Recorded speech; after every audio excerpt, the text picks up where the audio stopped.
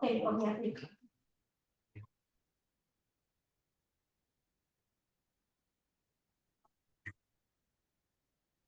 bien, buenas noches a todos los que nos acompañan esta noche y buenas noches también a los que están allí en el Zoom acompañándonos. Queremos darles la más fraternal bienvenida para este evento que nos reúne en esta oportunidad. Nos encontramos en la segunda charla, motivo de la etnohistoria en las tierras bajas de Bolivia, a cargo de la doctora Isabela. Este evento forma parte de la celebración de los 50 años de la carrera de fisiología, así que estamos todos reunidos para celebrar esto y continuamos con aquello.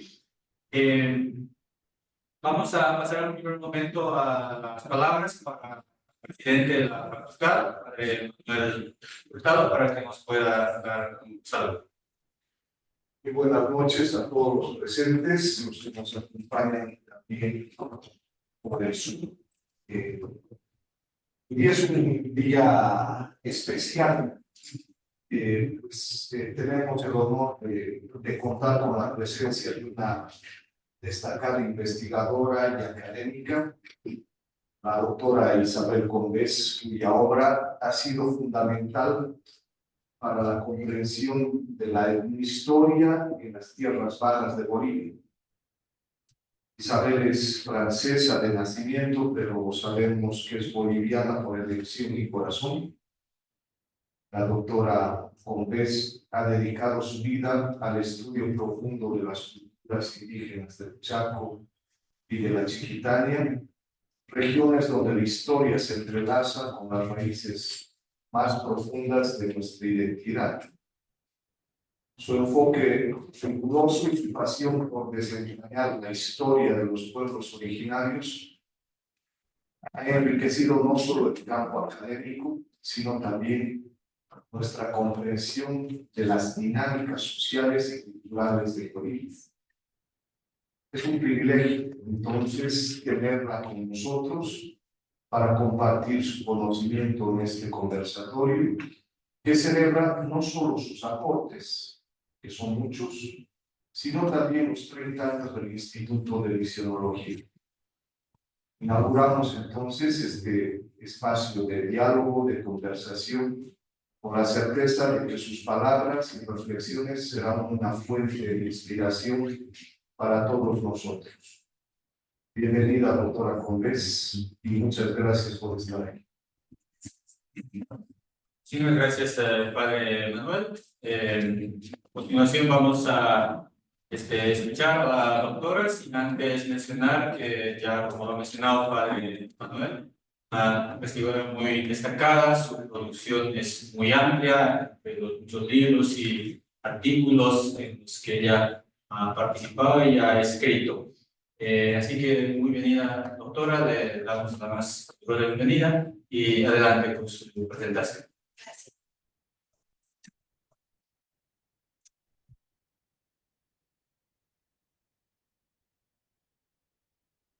Pero tiene que compartir la pantalla para que se vea la lección.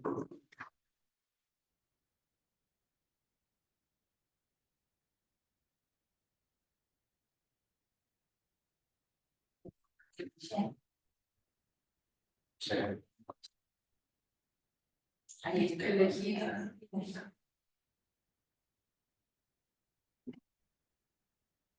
Ya voy.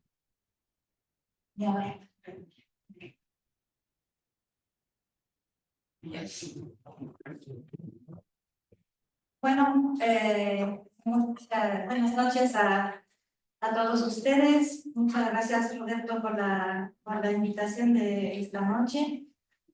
El título de esta charla anuncia una introducción a la etnohistoria de las tierras bajas, pero quisiera empezar con una introducción a la etnohistoria a secas, donde sea que se haga. De hecho, no es una disciplina muy fácil de definir. Les doy un ejemplo. En el 2008, en Santa Cruz, estuve en unas jornadas que se titulaba Etnohistoria presente y proyecciones de los pueblos indígenas de tierras bajas. Y ahí hubo varias ponencias sobre la historia de tal o cual pueblo indígena. Y yo no estaba muy de acuerdo con el título de la mesa. O sea, más bien me parecía que el título y el contenido no se correspondían, porque los ponentes hablaban de historia indígena. Entonces, ¿por qué no hablar simplemente del pasado de los pueblos indígenas o de su historia? ¿Por qué esta historia tiene que ser étnica? Puede parecer una pregunta trivial, pero son cuestiones que han desvelado y siguen desvelando a mucha gente y que han sido temas de muchos libros, ensayos, etcétera, etcétera. Todos y cada uno, a su manera, han aportado algo a la discusión y ese algo siempre ha sido rebatido o al menos replanteado en los debates posteriores. O sea, existen al parecer tantas etnohistorias como etnohistoriadores. En todo caso, si algo queda claro en eso, es el malestar existente para pensar una disciplina cuyo mismo nombre, métodos y resultados son híbridos, inclasificables, que es historia y antropología a la vez y sin embargo es diferente de ambas. Primer punto que tiene que ser claro, y que aunque parezca obvio, no hace daño repetir. Los pueblos indígenas tienen historia. Y esa historia hace que vivan, que cambien y se transformen con el paso de los siglos, como cualquier sociedad humana. A los que encuentren demasiado obvia y entonces superflua esta declaración, baste con recordar que hasta hace pocas décadas estos mismos pueblos indígenas eran vistos, incluso en el ámbito académico, como pueblos sin historia. Y hasta hoy, la imagen más difundida de los indígenas amazónicos, por ejemplo, es la de nuestros antepasados contemporáneos. Y que hace apenas unos años una persona me afirmó en Santa Cruz que los ayoreos que mendigaban en la plaza principal en ese día, entonces nuestros contemporáneos, me dijo que pertenecían al paleolítico inferior. Ya sabemos de dónde vienen esas ideas supuestamente abandonadas hace rato en las ciencias sociales, pero todavía muy vigente en las representaciones. Un primer punto es la diferencia que hacemos entre historia y prehistoria. Como ustedes saben, la aparición de la historia en una cultura o en una sociedad determina la irrupción de la historia. Antes de la escritura es prehistoria. Es un criterio arbitrario, se podría haber escogido otro, pero ahí está. Y ahí empiezan los problemas, porque esta definición no implica o no debería implicar que los pueblos sin escritura sean pueblos sin historia. Ningún ser viviente, ninguna sociedad vive fuera del tiempo y nadie queda igual a sí mismo con el paso de los años o de los siglos. De hecho, sin historia, es decir, sin cambio, ninguna sociedad hubiera logrado inventar algo como la escritura y entrar así a la historia. Lo que nace con la aparición de la escritura es la ciencia histórica, no es el tiempo. Tachar a pueblos sin escritura de pueblos sin historia equivale a confundir la historia como paso del tiempo y la historia como ciencia histórica e investigación. Sin embargo, es en parte por esta definición que la antropología en sus inicios habló de los pueblos indígenas como de pueblos sin historia, lo cual plantea un serio problema si se pretende hacer historia. Otro factor es la corriente intelectual del evolucionismo. El evolucionismo fue basado en su inicio sobre la biología y en las teorías de Darwin. Esa escuela, muy vigente en el siglo XIX y las primeras décadas del XX, postulaba en términos generales que toda sociedad viene progresando en el tiempo, desarrollando instituciones, técnicas, creencias, etcétera, etcétera. Se trataba pues de una línea de pensamiento antropológico muy cercano a la historia, pero bastante cuestionable, porque la evolución era pensada de una manera unilineal igual para todas las sociedades, todos los pueblos, que tenían que pasar, por ejemplo, de la cacería a la ganadería y la agricultura, de la piedra tallada a la piedra pulida, luego a la cerámica, o en términos de Morgan, que fue uno de los representantes más destacados de esta teoría, de lo salvaje a lo bárbaro y luego a lo civilizado, siendo, por supuesto, el modelo y la cúspide de lo civilizado la sociedad occidental. Si bien el evolucionismo como tal se ha desarrollado en el siglo XIX, se trata de una manera de pensar mucho más antigua. Por ejemplo, en el siglo XVI, en las Américas, el jesuita José de Acosta clasificaba a los indígenas americanos entre civilizados, bárbaros y salvajes. Evidentemente, los civilizados eran los que más se parecían a la civilización europea de entonces, es decir, en América del Sur eran los incas. Los salvajes, por lo contrario, eran, cito, semejantes a las bestias que apenas tienen sentimientos humanos, sin ley, sin rey, sin pactos, sin magistrados, ni régimen de gobierno fijo, cambiando de domicilio de tiempo en tiempo, y aun cuando lo tienen fijo, más se parece a una cueva de fieras o a establos de animales. Sin rey, sin ley, sin nada, y sin historia, porque se han quedado en estadio de la única historia que se pensaba que existía en ese entonces. Bueno, como le digo, se supone que se ha superado esta visión, pero no por eso se han superado los problemas. Muchas veces, al querer hacer la historia de algún pueblo indígena, se llega simplemente a negar. Es el caso de los estudios etnohistóricos destinados, sobre todo en las últimas décadas, a comprobar la ocupación antigua de una región por parte de tal o cual grupo para dar curso al pedido de un territorio indígena. Más allá de las necesidades actuales del grupo en cuestión, de su modo de vida y todo, tiene que haber una garantía histórica. Pero eso supone de antemano, primero, que el pueblo indígena en cuestión siempre ha vivido en este lugar.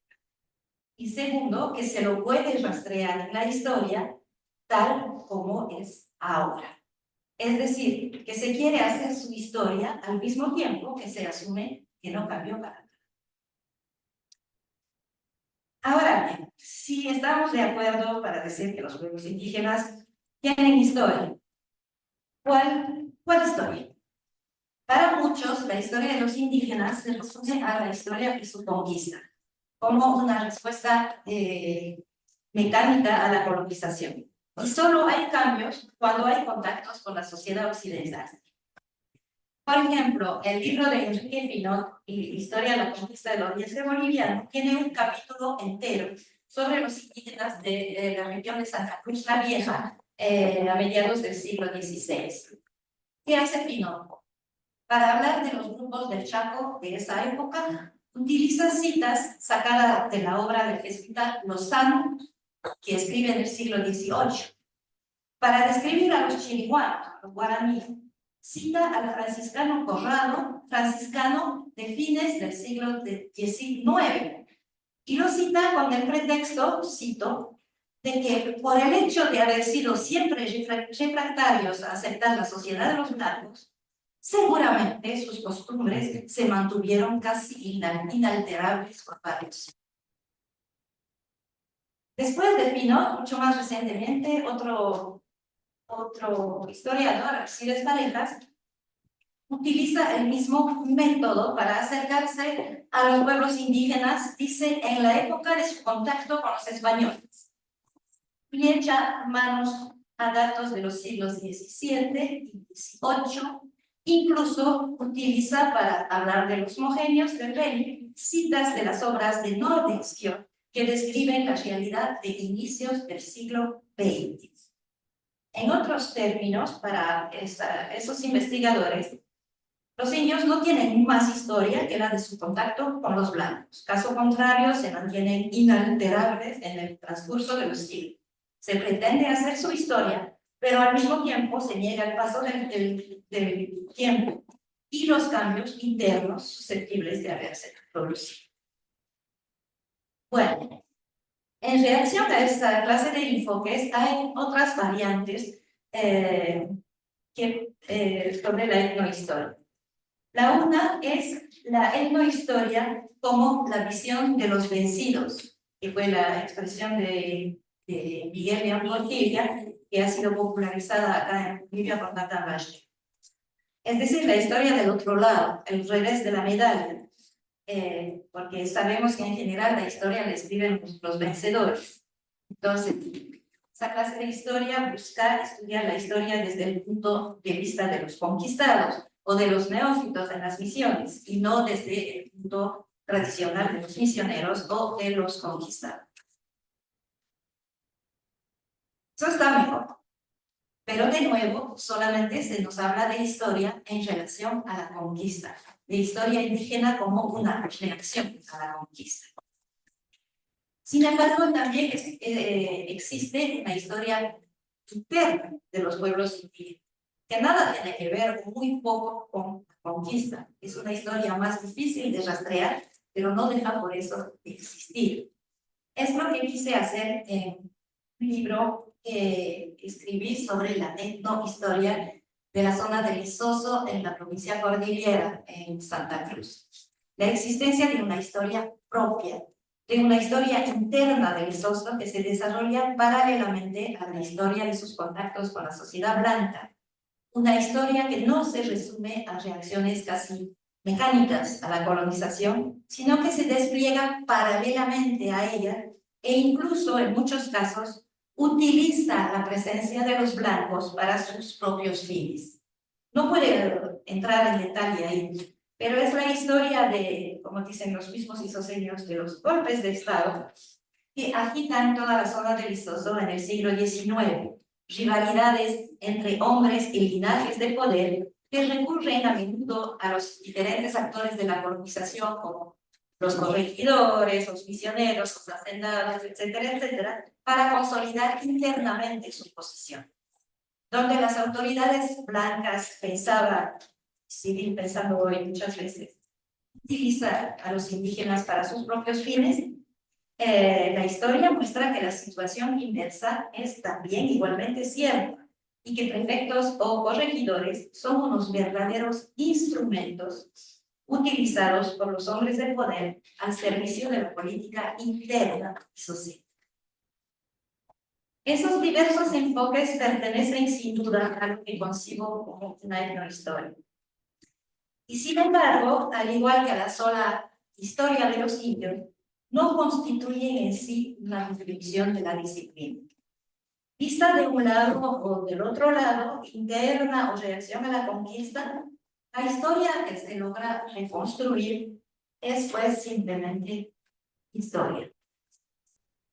Llegados a ese punto, creo que hay que interrogarse sobre el etno de la etnohistoria y preguntarse para empezar si la etnohistoria trata de pueblos indígenas. Por más que pueda parecerlo, esta pregunta no está nada fuera de fondo. De hecho, el etno de la etnohistoria ha sido entendido a menudo como el radical de étnico o de etnias. De ahí que la etnohistoria ha sido pensada como historia de las etnias, historia de los pueblos indígenas. Y de ahí también el profundo malestar y el rechazo del término por parte de muchos investigadores, historiadores o antropólogos. Porque acaso la historia de los indígenas no solamente es historia, ¿por qué inventar un término particular para este estudio?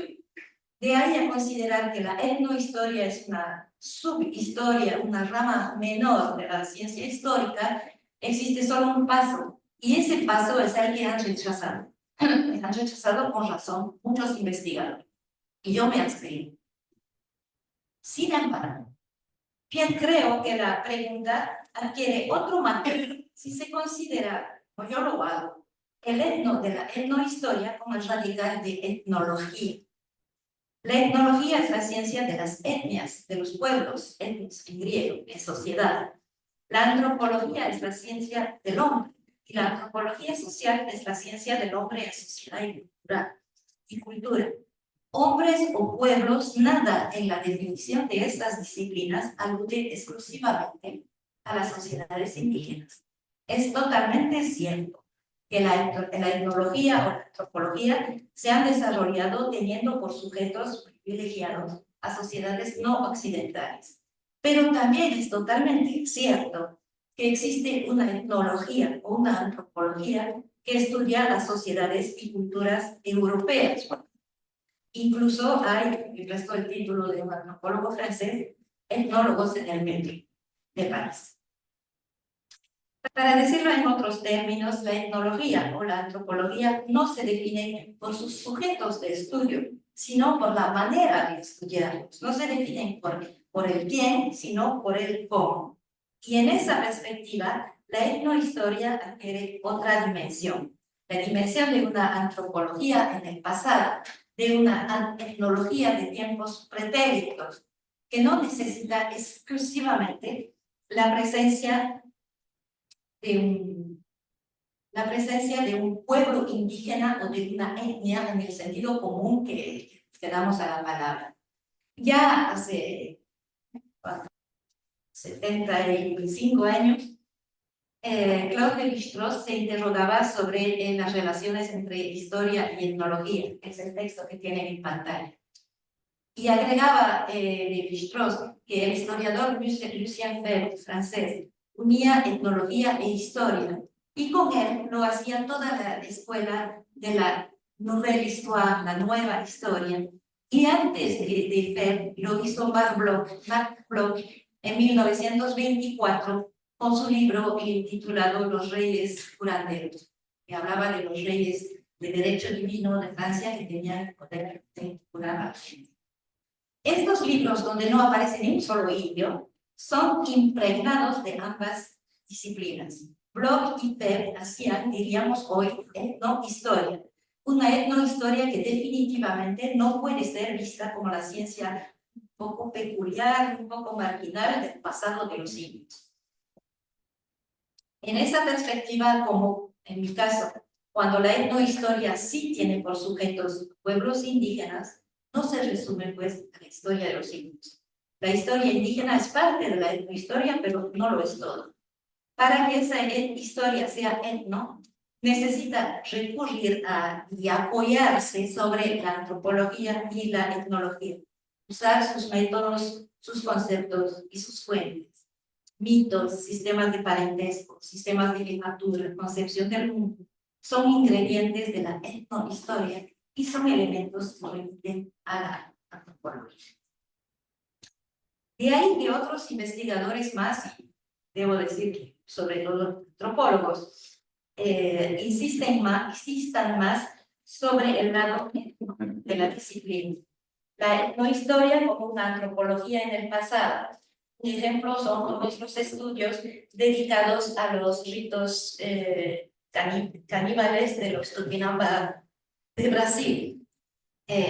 Son libros de antropología pura. La única diferencia es que en vez de trabajar con gente, han trabajado con fuentes escritas, pero sus libros, sus conceptos son antropología pura. Por eso tal vez mucha gente prefiere hablar directamente de antropología histórica para que quede más clara la cosa. Para otros, la etnohistoria se puede entender como la historia en la visión y dentro de los conceptos indígenas.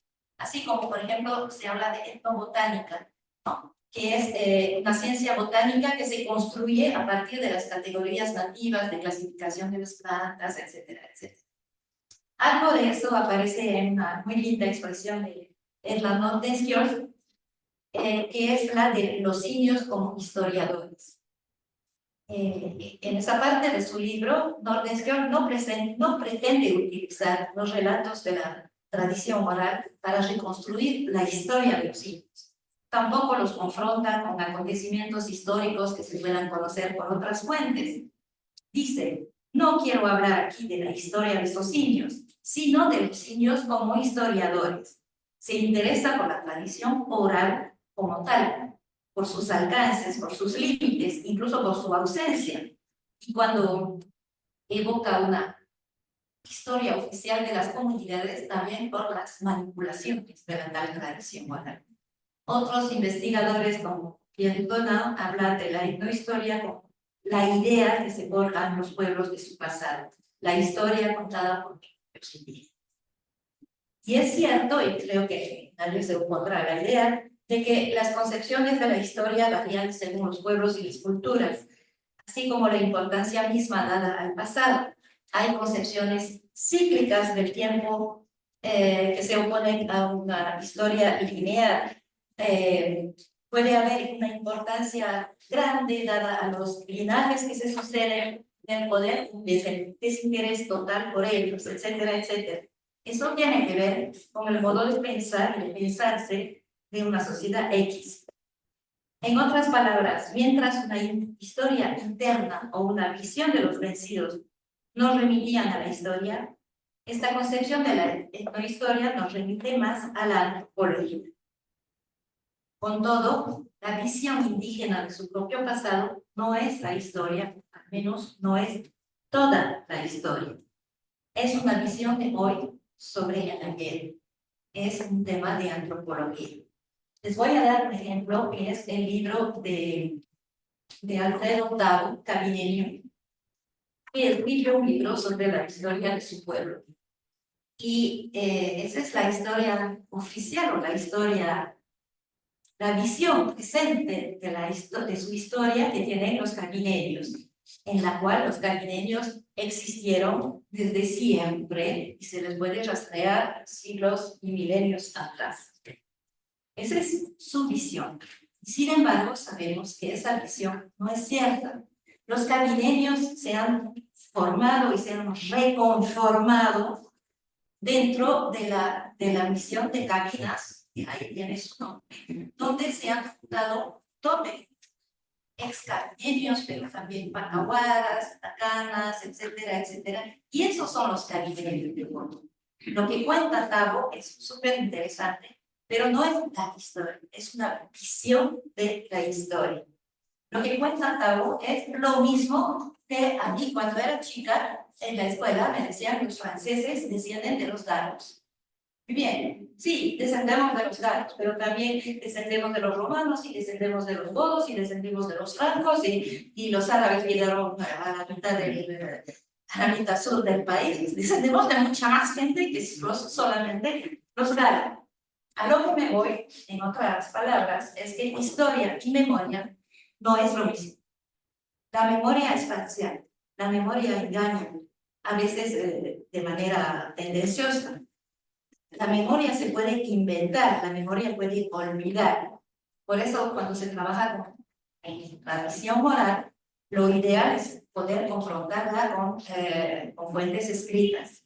Lo que me pasó en el Soso a propósito de un jefe del siglo XIX, cuando algunos me decían, sí, fue capitán grande durante 3 años.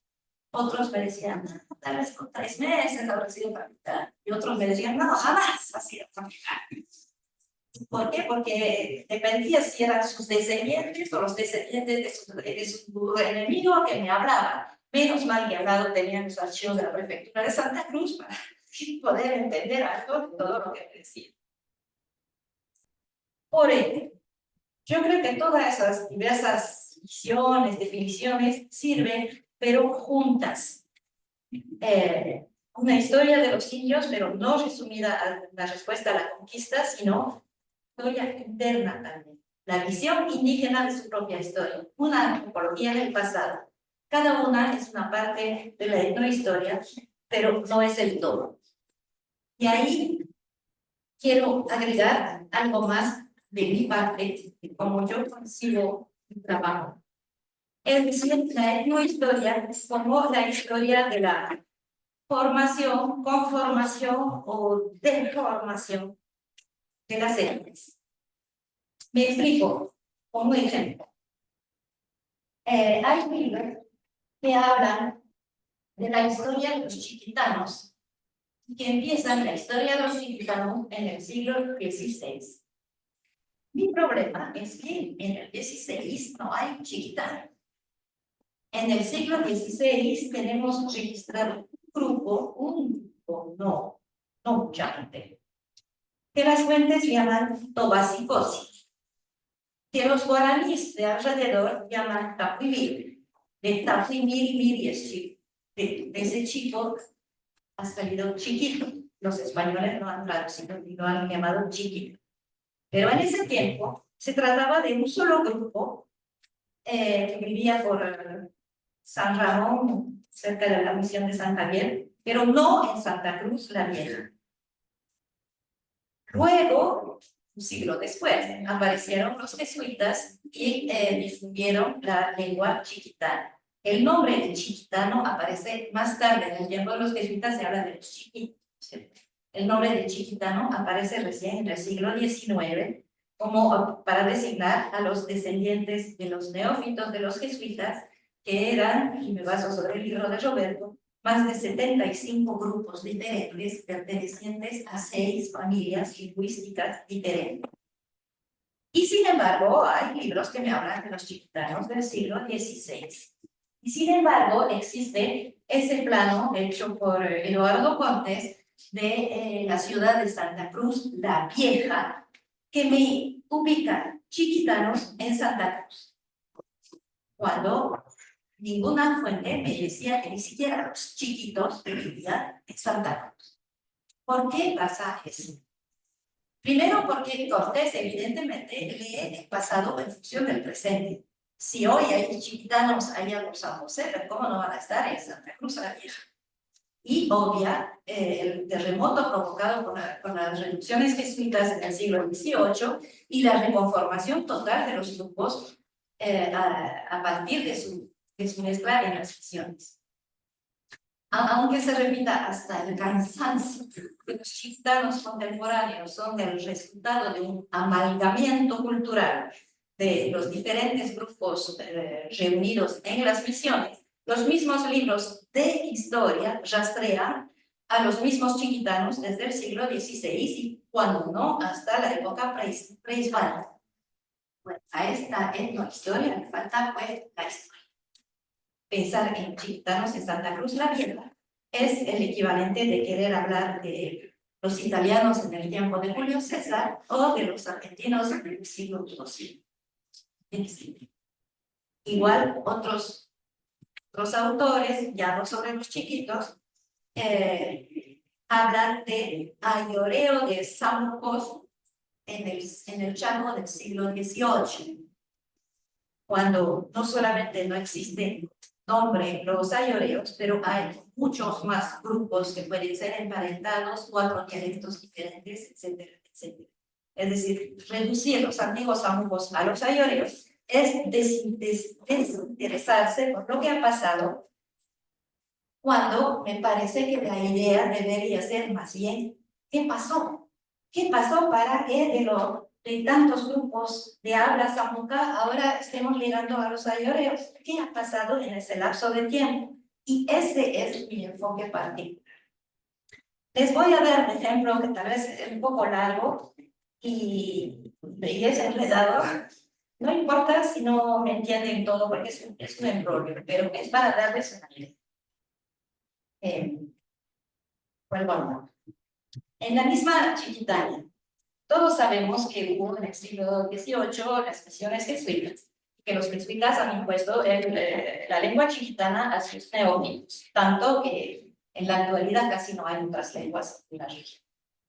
Para explicar cómo los jesuitas han podido imponer y difundir esta lengua, varios autores han propuesto que en la lengua de los chiquitas, el chiquito, era ya antes de los jesuitas una lengua difundida, como una suerte de lengua franca, por ejemplo. Y de hecho, hay indicios en este sentido. Sabemos que uno de los dialectos chiquitanos del siglo XVI, el dialecto manasi, era en realidad otra lengua que fue chiquitanizada. Sabemos que los chiquitos buscaban cautivos en las guerras y que los integraban a su sociedad, los casaban con sus mujeres, los chiquitanizaban. Y de hecho, un padre jesuita dice, había sido costumbre antigua suya hacer guerra a los confinantes, tomarlos por esclavos. y después de hacerlos esclavos de guerra, como si fuesen sus parientes en sangre o muy amigos, los casan muchísimas veces con sus mismas hijas. Pero también hay otros indicios que no cuajan mucho con la idea de la lengua chiquita muy difundida antes de las misiones. En los documentos del siglo XVI, para la región de Santa Cruz la Vieja, se habla de 3 lenguas generales. La una es el guaraní, la otra es el chané, que es un idioma arawak pariente del mojeño actual. Y la otra es el gorgotoqui. Es un idioma muy necesario en esta tierra y los gorgotoquis están ubicados en un grupo muy grande, ubicados en Santa Cruz la Vieja. Ningún documento del siglo XVI nos habla del idioma chiquito como un idioma general o súper difundido. Es simplemente el idioma del grupo ese de los Tobacicosi o Tapuimiri, que viven lejos al noroeste de la primera Santa Cruz. De la misma manera, los nombres del padrón de encomiendas, todos saben lo que es la encomienda, ¿no? Cuando se repartieron los indígenas de Santa Cruz la Vieja entre los españoles, entre todos los nombres del padrón hay muy pocos que son identificables como nombres chiquitos. Lo que sí sobresalen son los nombres terminados en ono o eno y aquellos terminados en cosi, chivisicosi, chivaracosi, albicosi y cuestiones. Catherine Julien ha calculado la proporción, no sé si se ve bien ahí, de esos sufijos de plural. Ono sabemos que es el plural del idioma chané. Y cosi sabemos que no es guaraní, sabemos que no es chané, sabemos que no es chiquito, porque el plural de los idiomas chiquitanos es K. Así que lo más probable es que cosi perteneciera a la tercera lengua general de la región, es decir, al idioma gorgotoqui. Y aparentemente ese idioma sí era muy difundido porque el sufijo cosi está registrado en área extremadamente vasta, desde el Alto Paraguay Pantanal hasta la actual Santa Cruz, el norte del Chaco y el norte de la Chiquitana. También sabemos que a fin del siglo XVI, indígenas Tapacura y Pimbú, que vivían con chiquitos en Santiago del Puerto, igual por San Ramón o San Javier, entendían algo del idioma gorgotoqui. Es decir, que antes de las misiones, en el siglo XVI, el estatus del gorgotoqui parece haber sido el mismo que más tarde tuvo el idioma chiquito en las misiones jesuíticas. Y la comparación no es casual, porque la vigencia del sufijo cosi es atestiguada hasta finales del siglo XVII, poco antes del inicio de las misiones jesuitas en la Chiquitania. Muy poco después, este sufijo se ve suplantado por el ta chiquitana, es decir, los chivichicosi aparecen como chivichica, los totaicosi como totaica, etcétera, etcétera. Para decirlo en otros términos, parece que el estatus de lengua franca o la tendencia a adueñarse de mestizar la periferia de su hábitat y asegurar su poder, parecen haber sido tanto gorgotoqui como chiquitano, o tal vez más bien primero gorgotoqui y luego chiquitano, en este caso favorecidos por el empujón dado por los jesuitas en el siglo XVIII. ¿Qué sabemos de los famosos gorgotoquis? Eran muy numerosos, eran agricultores, eran tan numerosos que hicieron dar miedo a las primeras expediciones españolas. Para algunos cronistas, su provincia, Santa Cruz la Vieja, era la mayor y más poblada. Nada extraño, entonces, en el hecho de que su lengua sea uno de los principales idiomas de la región. ¿Qué era esa lengua? Tenemos datos en negativos. Sabemos que no era chané ni guaraní, porque necesitan los tres como idiomas generales. Sabemos que no eran las lenguas Capaychoro y Payono, porque hay un jesuita que hizo 3 catecismos en esas 3 lenguas. Sabemos que no es chiquito porque el sufijo cocino es chiquito. Yo he propuesto que el idioma de los gorgotoquis sea un idioma otuqui, mejor dicho, bororo otuqui. Bajo el nombre de quies, se conocen durante el siglo XVIII a varios grupos de habla otuqui que entran a las misiones jesuitas de chiquitos. Aparentemente, Ki es el nombre de uno de los 8 clanes de los indígenas bororos que son parientes con los otuquis. El nombre mismo de los indígenas otuquis del sur del Pantanal está formado a partir de ese sufijo Ki. Pienso pues que es probable que los nombres de algunos grupos de la primera Santa Cruz, como los Paruqui o los Gorgotoqui, deban interpretarse también a partir de este mismo sufijo. De hecho, el nombre mismo de los Gorgotoqui podría referirse a Montoqui. Ya. Bueno, a partir, ustedes saben que la ciudad de Santa Cruz, primera duró 40 años y después se trasladó poco a poco al emplazamiento actual de la ciudad. En 1604 se traslada a Santa Cruz. De ahí tenemos muy pocos datos sobre los gorgotoquis.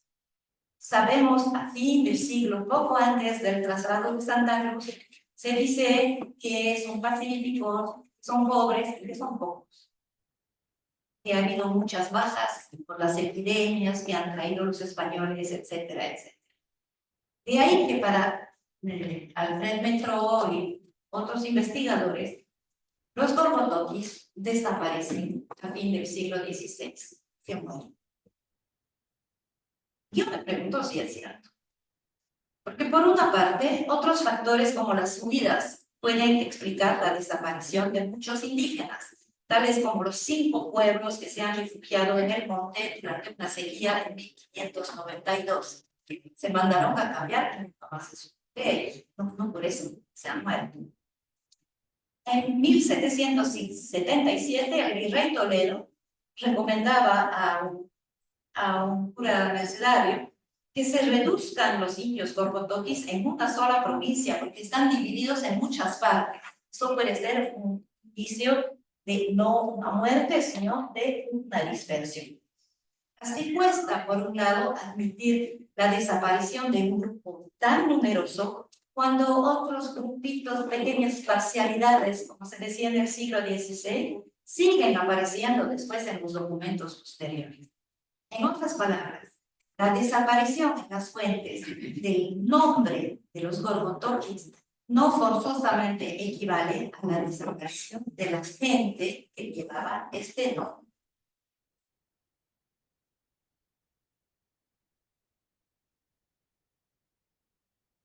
En el siglo XVII eran los jesuitas. En 1697, ahí a pocos kilómetros de donde estuvo la primera ciudad de Santa Cruz, se funda la misión de San José de Chiquitos. Uno de los principales grupos étnicos reducidos en San José es el de los penoquis. Para los padres jesuitas, el penoqui es uno de los 4 dialectos del idioma chiquito, pero es un dialecto súper problemático, que tiene muchos problemas y es muy distinto de los demás. Uno dice, el dialecto de eso se diferenciaba notablemente de los otros 3 dialectos. Por eso, el jesuita Felipe Suárez, primer autor de la gramática del idioma chiquito, hizo también un vocabulario del dialecto penoqui y escribió en ese algunos tratados de doctrina cristiana. Podemos pensar que estamos como en el caso del dialecto manasi que les mencioné hace rato, tal vez otro caso de una lengua que ha sido chiquitalizada después, pero que sigue muy diferente del chiquito normal. Ahora bien, los penoquis viven en San José, es decir, en Santa Cruz la Vieja. Y de hecho son varios los padres jesuitas que en el siglo XVI se refieren a los penoquis de los siglos anteriores. Según Fernández, cuando los cruceños decidieron mudarse a Villahuapay a principios del siglo XVII, los pueblos penoquís y otros confinantes no quisieron desamparar el nativo suelo y con la antigua libertad se volvieron a los ritos bárbaros y gentílicos. Igual el padre Burgués escribe: los penoquís, que eran los indios más cercanos a Santa Cruz la Vieja, de ningún modo quisieron seguir a los españoles en su mudanza y se quedaron en su tierra. Muy bien, el problema es que los penoquís no existen en el siglo XVI, es decir, no existe este nombre, no figura en ningún documento de la época. Solo podemos pensar que los jesuitas extrapolaron abusivamente el etnónimo al fundar la historia, o bien admitir que supieron reconocer en los penoquís, aún bajo otros nombres, a alguno de los grupos mencionados por los primeros cruceños, y que algo de los nombres étnicos del siglo XVI pudo subsistir hasta finales del siglo XVII. De hecho, basándose en esos mismos testimonios, Roberto identificó los penoquís con los antiguos paroquís de Santa Cruz la Vieja. La ubicación corresponde el sufijo qui común a ambos nombres. Pero se trata de un sufijo también compartido por otro grupo numerosísimo de la región, los gorgotoquis. A fin del siglo XVI, los vecinos de los chiquitos Tobacicosi entienden algo de gorgotoqui, pero algo idioma es diferente. En el siglo XVIII, los penoquis hablan chiquito, pero un chiquito muy diferente a los otros dialectos. A más de un siglo de distancia, los comentarios son idénticos sobre la lengua de dos grupos que llevan cuyo nombre lleva el mismo sufijo, gorgotoqui, penoqui. Todo parece indicar que se trata del mismo idioma y que los penoquis no son otros que los antiguos gorgotoquis de los primeros cruceños. Entonces es posible conciliar, en mi opinión, las diferentes hipótesis que se emitieron sobre su idioma. Más que un idioma, no. El gorgotoqui fue un idioma tuqui sometido tempranamente a las influencias lingüísticas de los dialectos chiquitos, o tal vez un dialecto chiquito fuertemente otuquizado al punto de volverse ininteligible para los otros chiquitanos hablantes. Y la historia no acaba. Son varios los testimonios que evidencian muchos lazos entre los penoquis con grupos del Chaco como los samucos. Por ejemplo, a inicios del siglo XVIII, los quíes, que confinan con un grupo samuco llamado Morotoco, y se integran a la misión de San José persuadidos por los mismos Morotoco. Más tarde, un documento señala que los penoquis de San José son utilizados por los para sus expediciones hacia el Chaco, porque se habían muy inclinados al Chaco. 100 años después, muchos de los penoquis parecen haber escogido definitivamente la opción chaqueña para radicarse. A fin del siglo XIX, el viajero Balzac, que indica que viven al sur de San José. Por su parte, el autor de ese mapa, el franciscano Cardús, es más prolijo. Para él, los penoquis se han fugado años atrás de la expedición de San José de Chiquitos. Viven por las salinas de Chiquitos al sur y entre las salinas y el Isoso, que son territorios de los grupos samucos. Asaltan propiedades, viajeros, buscan hachas, herramientas de hierro. Incluso Cardús indica que van por el camino que va desde Isoso hasta Santa Cruz. Estos indígenas son llamados emperotos, que es un nombre que también se daba a los grupos samucos. Y Cardus agrega, puede ser muy bien que tengan relaciones con los samunos, si es que no forman parte de los mismos.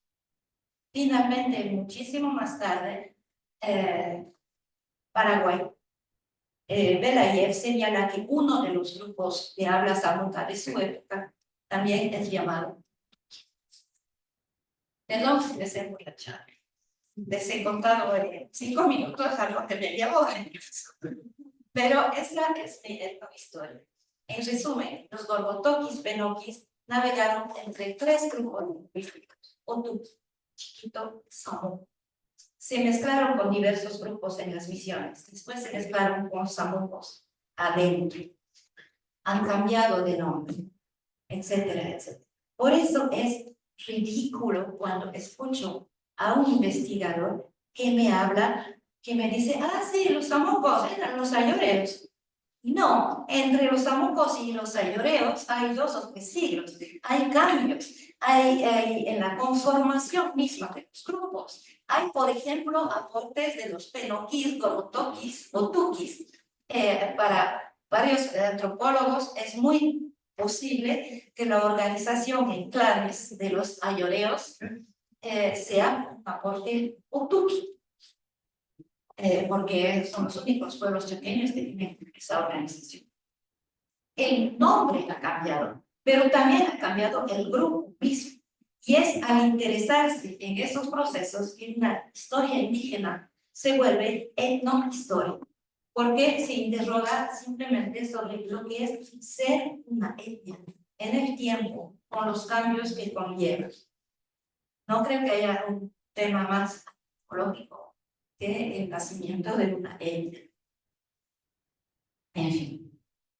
Para volver al principio y a la definición posible de etnohistoria, aquí está como un resumen: historia de indígenas, visión de los vencidos, historia interna, antropología del pasado, indios como historiadores, etnogénesis, que es lo que les acabo de contar, o sea, nacimiento de las etnias. Yo pienso que todo a la vez. Hay un investigador, Yatso, que calificó a la etnohistoria como un terreno de frontera o un proyecto abierto. Pues dejémoslos abiertos. Se encuentre a medio camino entre antropología e historia, o esté visto como la suma original de ambas disciplinas, este estudio requiere de las herramientas y de los métodos tanto de la antropología como de la historia, y es por lo tanto doblemente difícil. A la lejanía en el tiempo que presupone el estudio de la historia, se suma la lejanía en la cultura que presupone el estudio de la antropología, la investigación sobre sociedades diferentes no occidentales. Cuando la inmensa mayoría de las fuentes históricas disponibles provienen, de hecho, del otro bando, provienen de los misioneros, de los exploradores, de los conquistadores.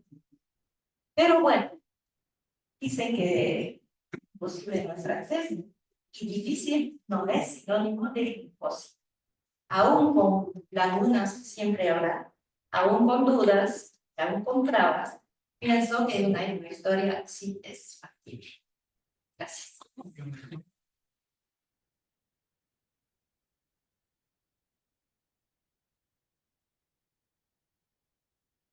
Bien, muchísimas gracias a la doctora Isabela Gómez por esta su presentación.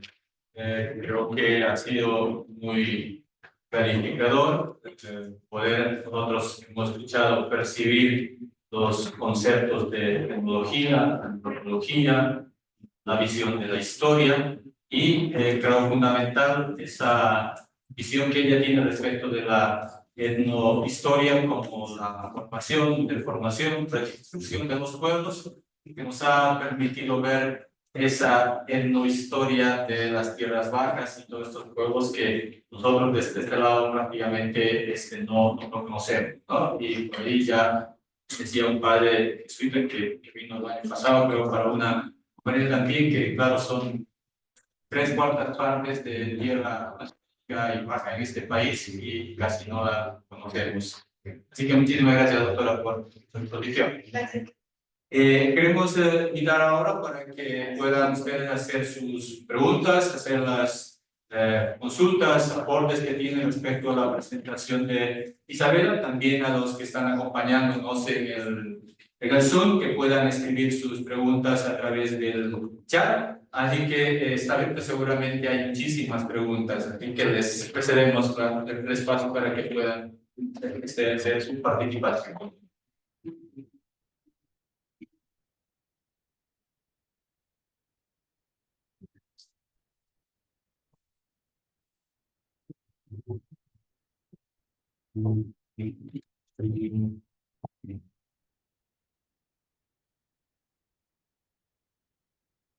A mí me gustaría, además de toda la complejidad bellísima de la expo, y compleja a morir,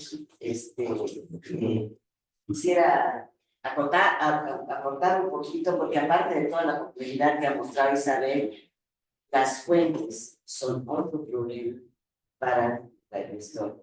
Es decir, en cada fuente hay un imaginario, una tradición, una historia, una forma de ver al otro.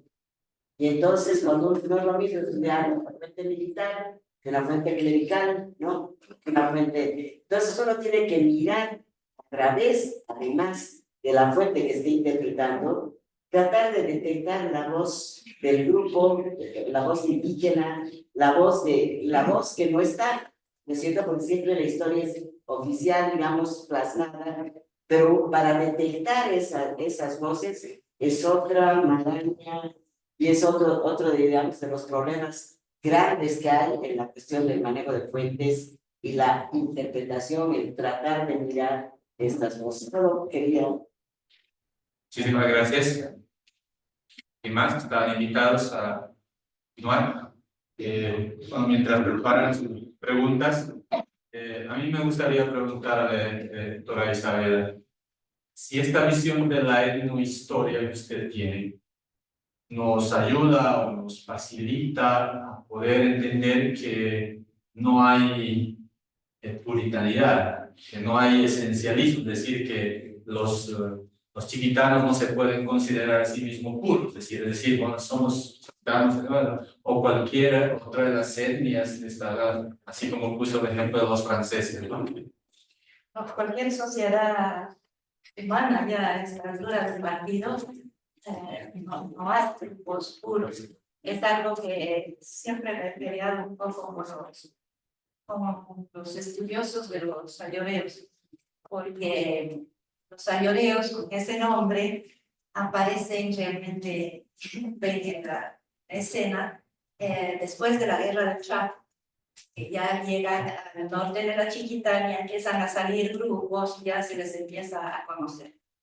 Entonces, para muchos antropólogos románticos, eran los pueblos intocados, que recién están saliendo después de la guerra del Chaco, y prístinos, en fin, que cuando sabemos perfectamente que sus antepasados, los samucos, o sea, diferentes grupos, pero de su misma lengua, han integrado en masa las misiones de chiquitos, después, según un cálculo de Roberto, después de los chiquitanos hablantes, los samucos hablantes eran los más numerosos en esas misiones. Y yo tengo referencias estoy al 99% segura de Santa Cruz la Vieja, de referencias de grupos, parecen ser samuco, algunos estoy segura que son samuco, que son encomendados en Santa Cruz la Vieja, e incluso son mostrados como el mejor ejemplo de los indios obedientes que pueden seguir a los españoles hasta Santa Cruz la Nueva. O sea, grupo intocado, por favor, ¿no? Pero es una visión súper romántica que no teme la contradicción, porque los mismos investigadores hablan de su presencia en las misiones, y que también niega la historia, porque bueno, por más que hayan surgido así, tal cual, no son los mismos que los ayoreos de hace 5 siglos. Es imposible. Toda sociedad cambia, toda sociedad. evolúa, cambia costumbres, adopta otra, la lengua evolúa. Y menos mal, porque quien no evolúa se atrofia y se muere. O sea, pero esas son visiones muy románticas y a veces utilizadas políticamente hablando. Nosotros somos los hijos y ustedes no son mezclas de todo.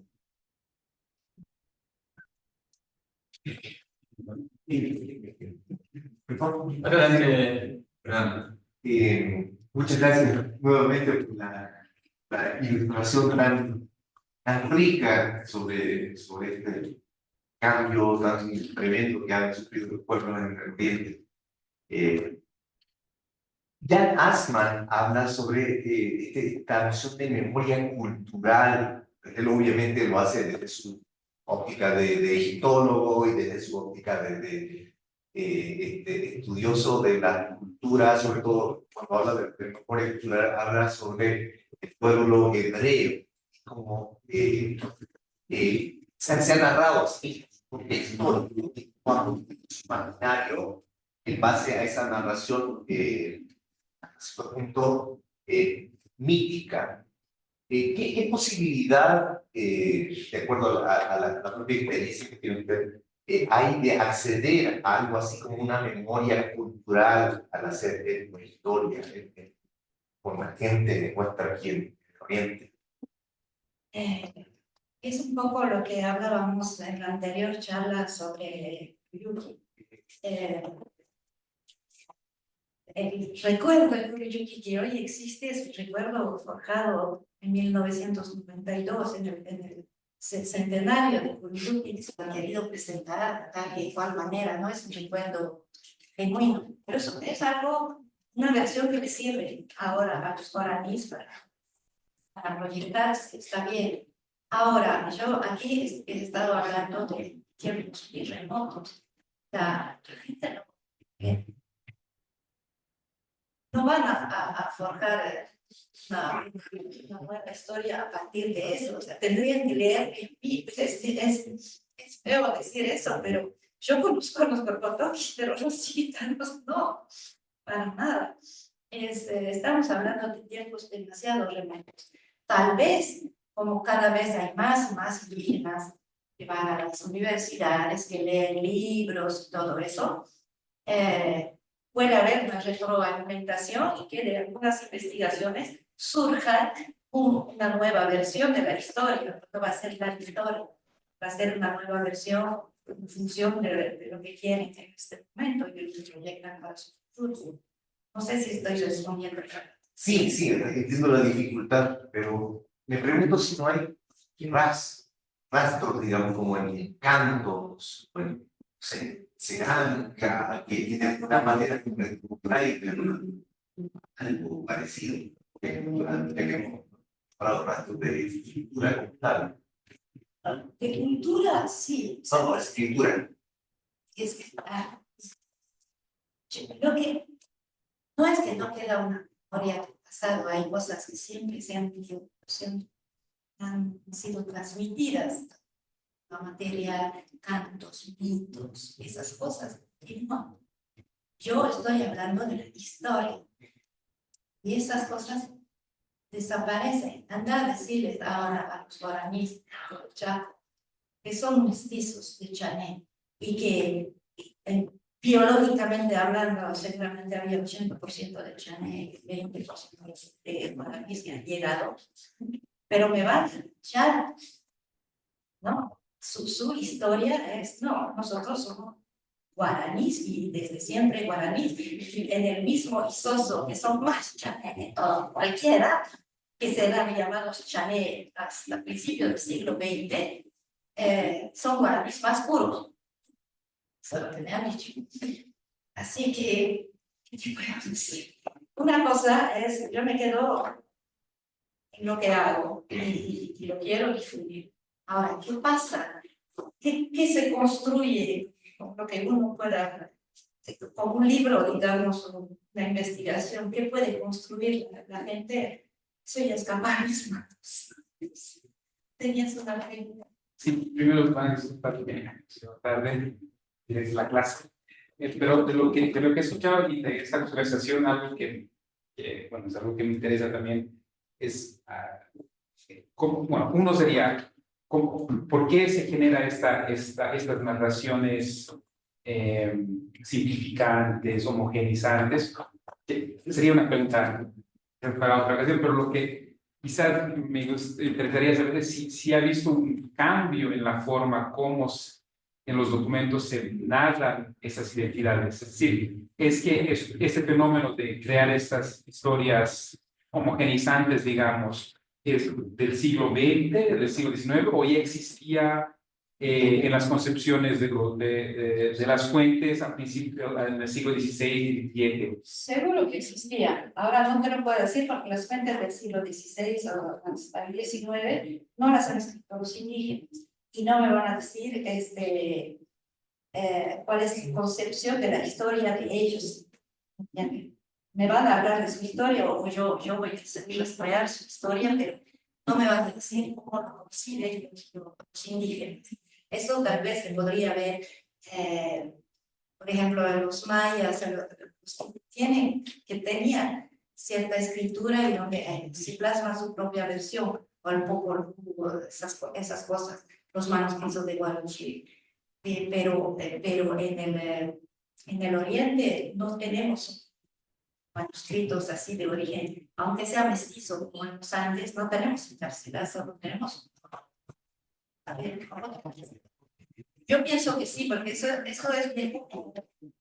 Bueno, y eso de simplificar la historia también es tan viejo. Bueno, se entiende mucho mejor una historia en blanco y negro que con tantas cosas que les he contado ahora que da ganas de pegarse un tiro. Es mucho más fácil. Siempre somos los más puros y siempre los más no sé qué. Incluso cuando no se trata de cuestiones de identidad étnica. En Francia siempre, ustedes saben que la fiesta nacional de Francia es el 14 de julio, es la toma de la Bastilla. Ahí empezó la revolución, el 14 de julio de 1789. Efectivamente, hay 4 gatos locos que fueron a tomar la Bastilla y la tomaron porque estaba vacía. No había nadie que quería hacer una acción de nobles, no es que iban a enterar a la población, no, eran nobles que se fue rajando y no pasó nada. En el diario del rey de Francia, todavía era rey en ese tiempo, él tenía un diario, el 14 de julio de 1789, a mí no pasó la palabra de ese diario. Dice nada. Hoy no pasó nada. Y creo que casi 100 años después, que tener algo que cohesione, han escogido como fecha simbólica del principio de la revolución el 14 de julio. Para mí, la verdadera revolución se hizo después, el 4 de agosto, cuando se fue la primera proclama de los derechos del hombre y del ciudadano, o sea, algo más tangible me parece, ¿no? Pero seguramente no llama tanto la atención todos los chicos franceses, y yo también, chiquita, me imaginaba un ejército del pueblo hambriento tomando la Bastilla. Eso es desde que lo que son. Saben, tenemos un par de preguntas en el video. Albeiro Rodas, la pregunta desde Asia, dice él, los procesos de reindigenización que comienzan desde el siglo XIX en diferentes regiones de las Américas, ¿podría verse como un proceso limitante de la etnografía? ¿Cómo es importante la etnografía hoy para la recuperación de la identidad indígenas en poblaciones vistas como mestizas e incluso perdieron su lengua? Este campo es. Sí, no acabo de entender qué quiere decir por los derechos. sea, volver a ser lo que no era indígena o inventarse. Bueno,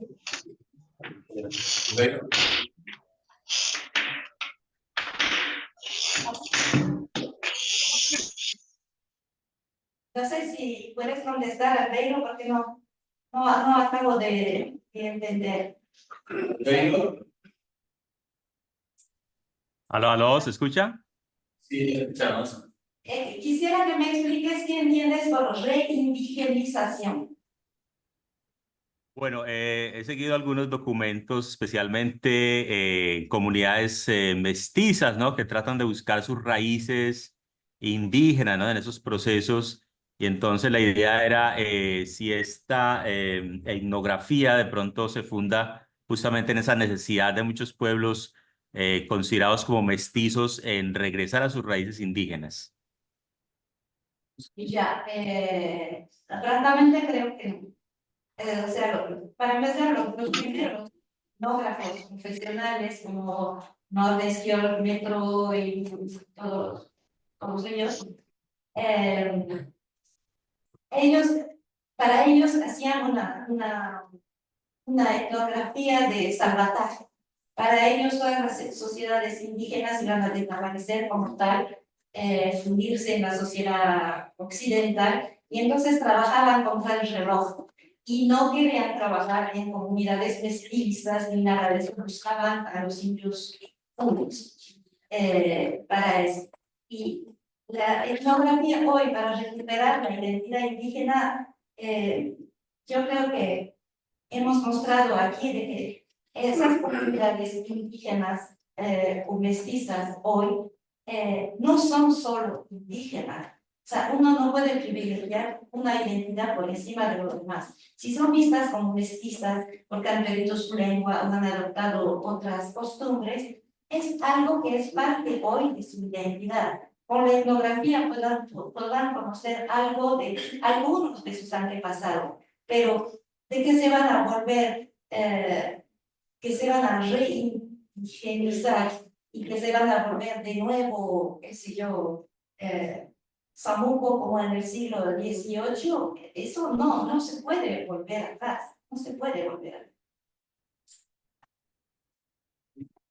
Muchísimas gracias. Gabriel. Sí, Gabriel. Isabel, sí. muchas gracias por la exposición tan completa. Me ha gustado esta primera parte donde describes que es la historia, ¿no? Cómo estos pueblos realmente están marcados, al menos una tendencia hay por esta palabra sí, ¿no? Carencia, son los pueblos sin economía, sin historia, sin escritura, sin Estado, ¿no?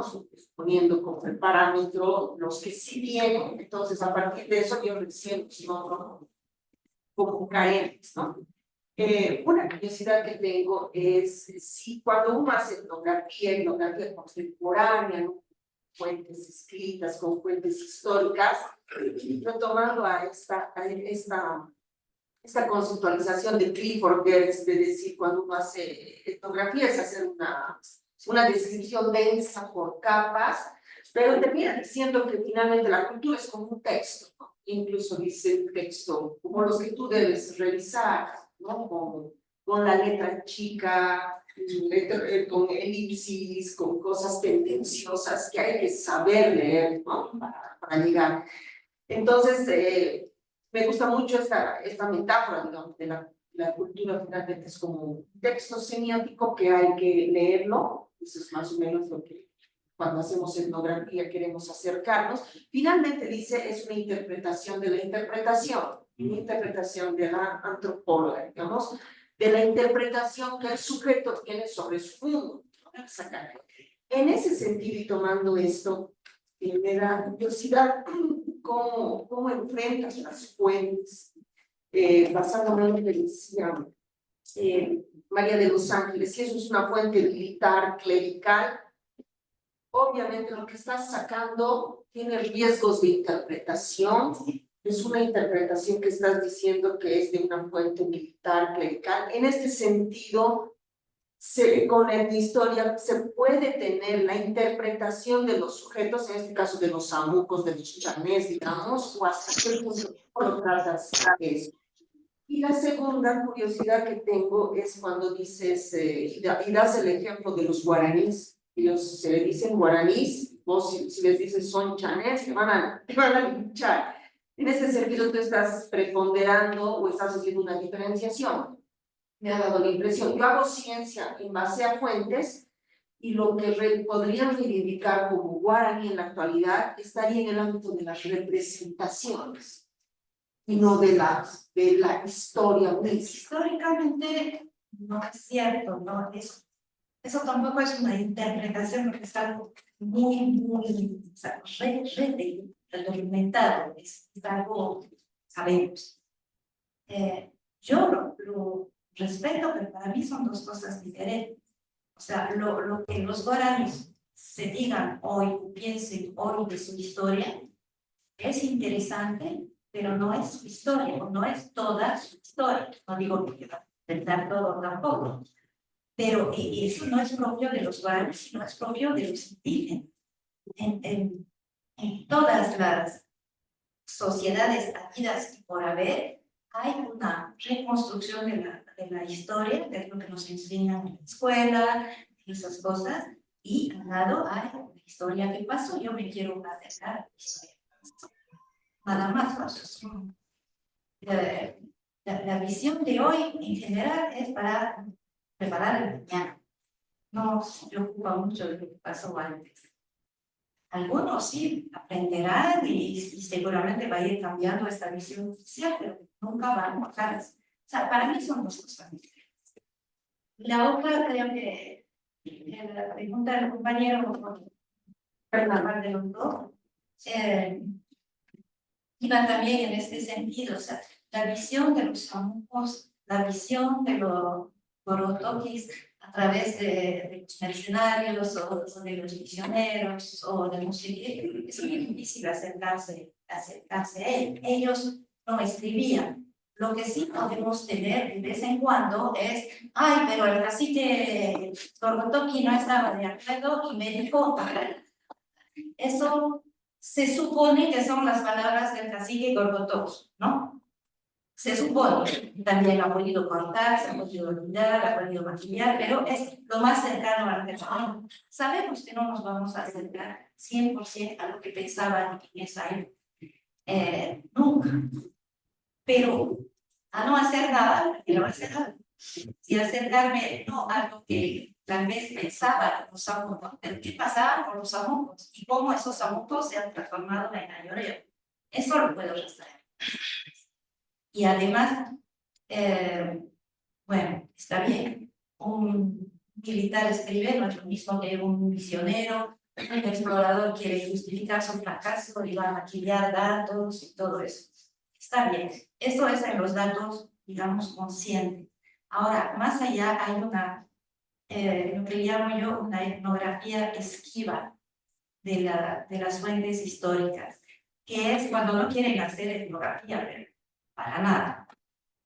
Por ejemplo, un misionero que da el ejemplo de una mujer que era la segunda esposa del cacique y se convirtieron y el cacique no la quería dejar, pero ella se convirtió y al final murió, pero como una santa. O sea, ¿no ve esos ejemplos edificantes que siempre hay en las crónicas misioneras? Lo que le importa al misionero en ese momento es dar un ejemplo edificante de arrepentimiento y de conversión. Lo que me interesa a mí en ese momento es, dice, entre esos tipos los caciques por lo menos podrían tener 2 mujeres, ¿no? Ese es un dato. Los exploradores que abren camino en el chat para llegar al Paraguay y que tienen trabajadores mayoreos y chiquitanos. Y están ahí renegando porque se paran los trabajos cada vez porque los chiquitanos se dicen salvajes bárbaros a los mayoreos y nosotros no. El tipo cuando escribe eso es para justificar el atraso, para renegar, yo quiero que venga de otra parte. A mí lo que me interesa es que estos dos no se quieren, y de dónde vienen, y todo esto. Son datos que digo esquivos, ni se dan cuenta que están esos datos, pero somos mejores. Es- Muchísimas gracias. La pregunta. Sí, es una preocupación más que todo en el sentido de que ¿cuál es el futuro de estos grupos en la actualidad? Toda la experiencia que tienes, evidencia que tienes investigado. ¿Qué le depara el futuro cubano? Vemos en la actualidad que se está disgregando estos grupos. En periferia de Santa Cruz, muchos se evitan el timor, la persecución, la corrupción de pueblos. Tendrían a desaparecer. ¿Qué le depara el futuro de estos? Si hay alguien que se haga cargo de conservar esto, como por ejemplo, no como el ejemplo a nivel de los tramos y los chimales, que están teniendo que desaparecer. Nadie los cuida, nadie los protege, nadie los acompaña.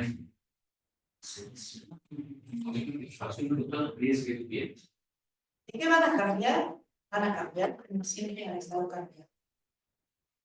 Que desaparezcan, no lo creo. O sea, ¿desde cuándo hay programas para ayudar a los pueblos? Desde muy poquito, ¿no? Hace que 30, 40 años, desde que volvió la democracia en la República. Antes no había. Es decir, que pasaron casi 500 años desde la conquista, sin ninguna protección, sin guerras, y aquí están.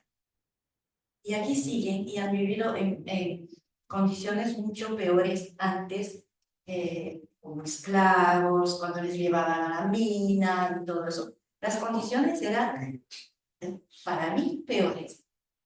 Y han sobrevivido, cambiando. Algunos han perdido su lengua, otros han tenido que mudarse a otra parte, se han mezclado con otros, se han dividido, lo que sea. Yo tal vez soy muy ingenua, pero creo que van a continuar sobreviviendo. No han esperado los últimos 40 años para... A veces tenemos una mentalidad muy proteccionista de proteger. Los pobrecitos son perfectamente capaces de protegerse. Sí, no tienen capacidad, digamos, para acceder a tecnologías nuevas y esas cosas. Eso sí, pero de resistir, yo soy bastante optimista.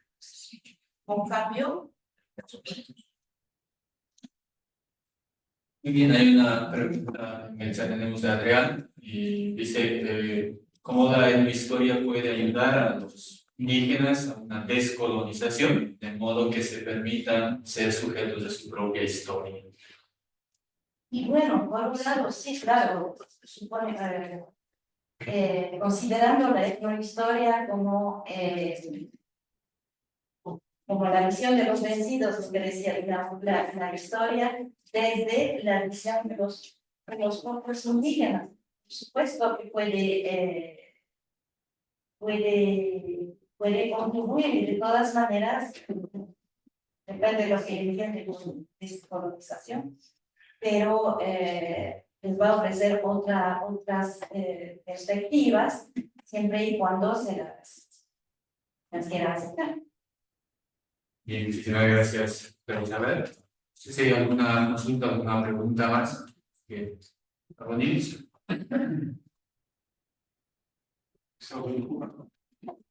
Es una preocupación más amplia que me hace pensar desde hace tiempo lo que nos ha presentado ahora.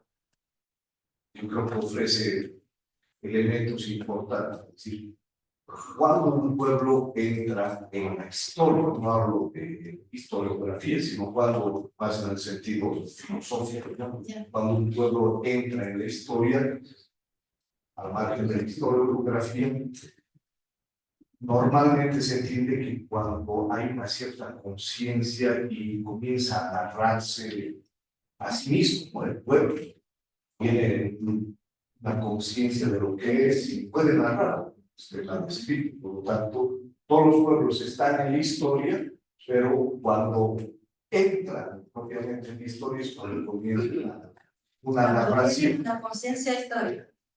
Bueno, pues sí, cuando comienza A preocuparse por su pasado y a hablar. a autoenojarse. Sí, sí, sí. Entonces, la pregunta va en el sentido, si cuando comienza a generarse el trabajo de un académico, como Isabel Gómez, eso no podría generar una ayuda a la conciencia de esos pueblos, de modo que ellos comiencen a Yo creo que tejer. es un poco la última pregunta que han pasado por el chat. Claro que puede ayudar, claro que puede ayudar. Yo las veces que he trabajado con comunidades sobre su historia, con gente de Visoso y recientemente con la exhibición de Guairenda en el Chaco, ya estaba feliz eso. Y ellos también, pero de ahí, ¿qué se va a quedar, digamos, de lo mío? Seguramente se va a transformar también. O sea, en el Visoso es una historia de peleas entre el Alto y el Bajo Visoso para hacerse con el poder, peleas entre capitanes y todo eso. Sobre eso es mi fotos felices cuando he sacado el libro, porque tenía muchos ejemplares que he ido repartiendo ahí en el Visoso. Y bueno, los del Bajo Visoso han sacado lo que les convenía para mostrar que Bajo tiene la razón. Y los del Alto Visoso, lo mismo. Yo no soy, yo doy lo que sé. Cada quien hace con eso. No lo sé. Yo sé que tu pregunta no va en eso, sino recuperar un sentido histórico y todo eso, siempre y cuando lo quieran y por eso yo decía siempre y cuando lo acepten, porque a veces la historia no es color de rosa, la historia no es siempre nosotros fuimos los buenitos y los malos blancos nos han masacrado. Y muchas veces, al menos voy a hablar de los guaraníes, que es la historia que conozco mejor, en todas las tierras chiriguanas, los que más masacraban a los guaraníes eran los propios guaraníes. También los blancos, pero no era no, la historia no es en blanco y negro, no hay el bueno y el malo, no hay el americano y el otro. Así que eso, que si lo aceptan, perfecto. Pero en general, la historia que se construye es mucho más novelita.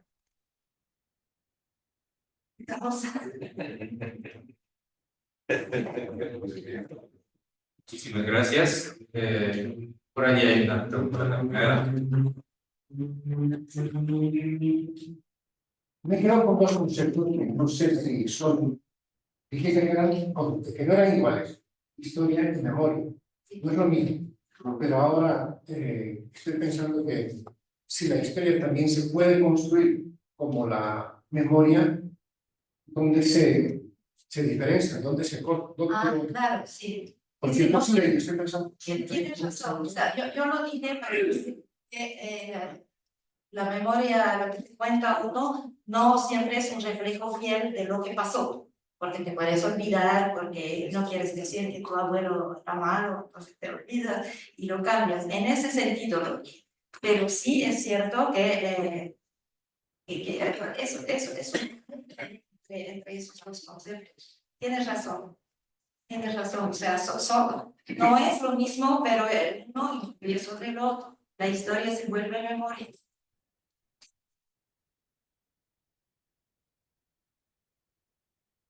Bien, muchísimas gracias a todos por su participación. Un aplauso para la...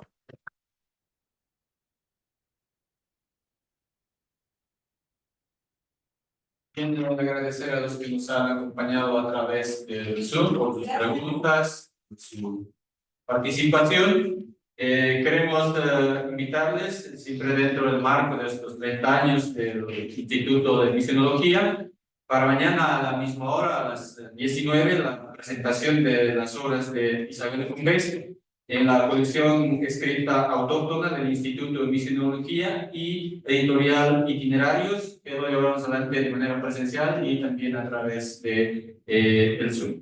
Así que quedan todos cordialmente invitados a participar también.